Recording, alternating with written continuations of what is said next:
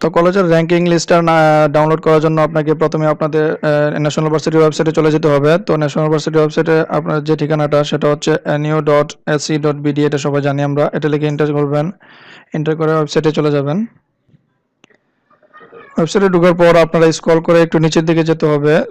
নিচের দিকে যাওয়ার পর আপনারা একদম নিচের দিকে অপশন পাবেন যে ইম্পর্টেন্ট লিঙ্কস নামে যে অপশনটা আছে ন্যাশনাল ভার্সিটির ওয়েবসাইটে, সেখানে দেখবেন 2 নম্বর অপশনটা, যেটা এটা হচ্ছে কলেজ পারফরম্যান্স র্যাঙ্কিং। এটাতে ক্লিক করবেন।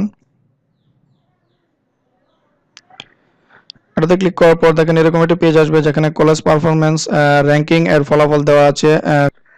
এখানে সর্বশেষ কলেজ র্যাঙ্কিং ফলাফল 2017টা দেওয়া আছে। এটা পরবর্তীতে আপডেট হয়, পর্যায়ক্রমে এটা আপডেট হতে থাকে। 2018, তারপর 2019 এভাবে আসবে আস্তে আস্তে। দেখেন আপনারা দেখতে পাচ্ছেন এখানে আগে ছিল 2016 ফলাফলটা এখানে দেওয়া আছে, তারপর 15 ফলাফলটা এখানে দেওয়া আছে। এইভাবে আস্তে আস্তে এটা ক্রমান্বয়ে র্যাঙ্কিংটা আপডেট হতে থাকে।